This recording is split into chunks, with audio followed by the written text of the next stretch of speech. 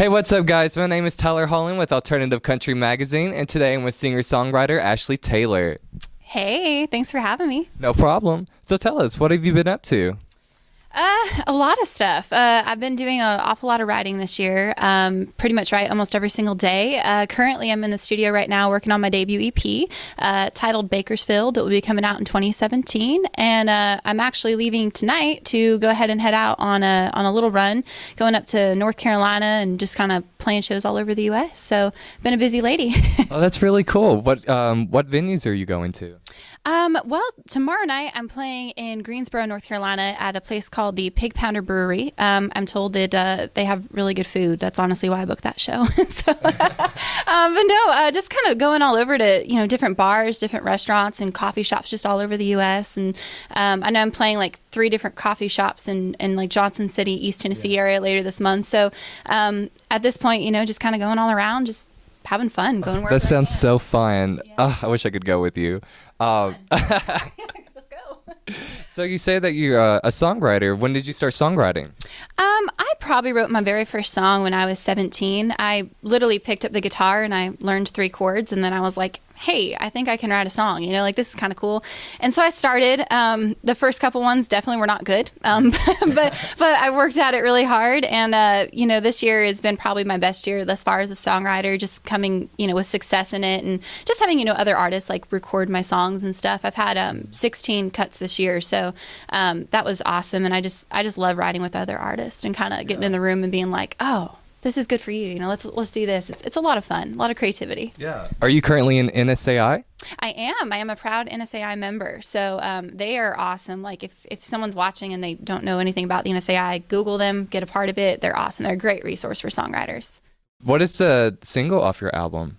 The first single is a song called Play Like Ken, which is honestly just a really rocking song. A little story behind it. How the song came to be was I was in Knoxville, Tennessee one night and I was playing a show. And if you guys ever have seen videos or seen me play live, you know that I play lead guitar. Mm-hmm. And I guess, that is kind of weird for a girl. So, but I'm weird, so it's okay. But I basically got off stage one night and this guy came up to me and he was like just a big, sweet Southern teddy bear is how I like to describe him. But he came up and he was like, ma'am, you sure are pretty. And I was like, oh, thanks. And then he's like, but you play guitar like a man. And I just started laughing. I'm like, I'm pretty, but I play guitar like a man. Okay. And so without thinking, I turned to him and I said, well, I guess I just look like Barbie and play like Ken.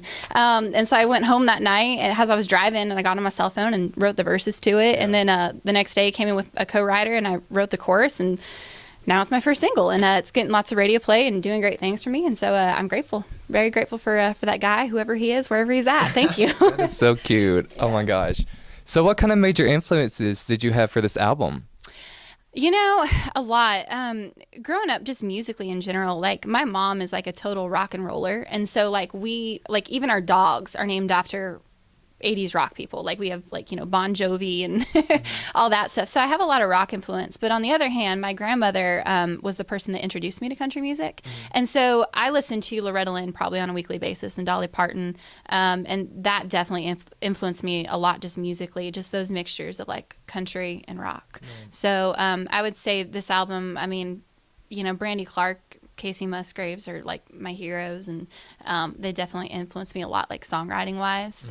It's my goal to write a song like Brandy Clark when I grow up. So yeah. Are you originally from Nashville?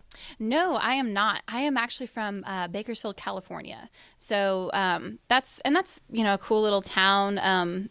It's nothing but oil fields and farmland, but we're actually kind of known as being like the original Nashville. I don't know how many people know that, but there is such a thing as the Bakersfield Sound, and we're the birthplace of Merle Haggard and Buck Owens, and basically a lot of the country music that you heard coming out in the 70s, that was us. So I come from a little country farm town.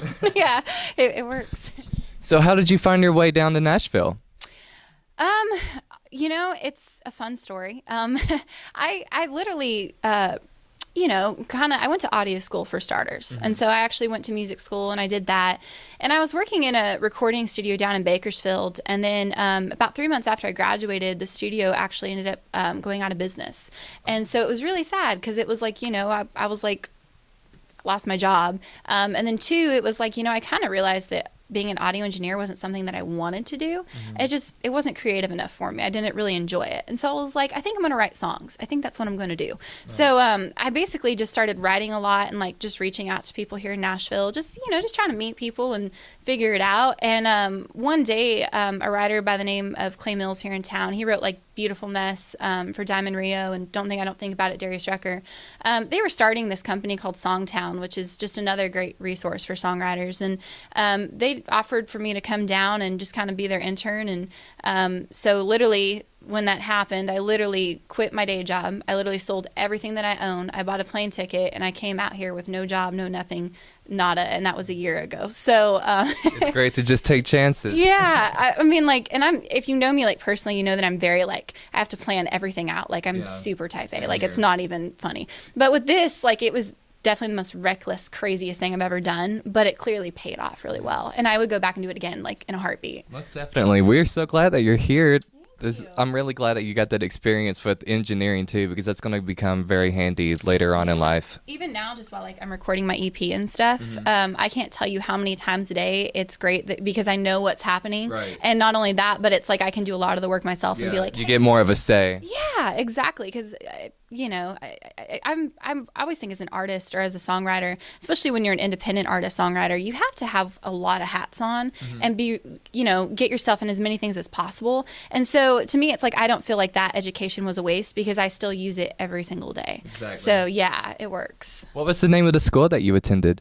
I went to two. I went to the Bakersfield School of Music and Recording, and then I went to what they call WAM, which is Women's Audio Mission, which is an all-girl audio school. So they're down in San Diego, and that was a lot of fun because they're just you don't see a lot of females really in the industry if you kind of think about it. I know we had that whole thing, I think it was like last year with the it is growing. Yeah, it is growing. Yeah, tomatoes and salad. But there's like 2% of engineers in the world are female, 2%. So they're kind of just really great about like getting girls in there, and it's kind of like they empower them and give them opportunities, and it was fun. Right. It was fun. Made a lot of friends, so it was good. Yeah, I think starting with our generation and millennials, that we're going to see a lot more women taking more of an active role in the industry, and so I'm really excited to see what they do.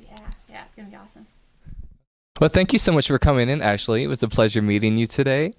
Everybody, my name is Tyler Holland with Alternative Country Magazine, and this is Ashley Taylor, and we'll see you next time.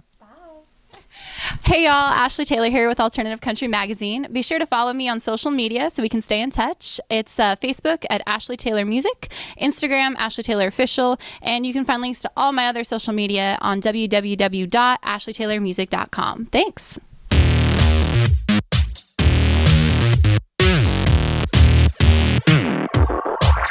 Yeah. Oh my goodness, I keep stuttering. It's okay. It's because you haven't had coffee. Right, That's it really your is. I need my coffee, Yeah, and it's the morning. I'm not good at the mornings. Yeah, I know. It's like 10, I'm like death. Yeah. We could put that on there. Yeah. Okay. Watch me just like totally mess Always this up. Dunkin'. Every day she comes in with Dunkin'. Honey, Dunkin's where it's I at. gotta get my coffee, I gotta have my breakfast. I need my breakfast. And if I fill out a free survey, at least I can get a free donut next time. So It's like it's all just like a win-win. It's all just like donuts, coffee. Yes. All right, It works. whenever you are ready, you may go. I have to be serious though, huh? No, you However can do you it however wanna you be, want girl. to. You be you. Pick up your damn phone. Go to my website. No, I won't do that. They'll be like, "Oh shit, she's crazy."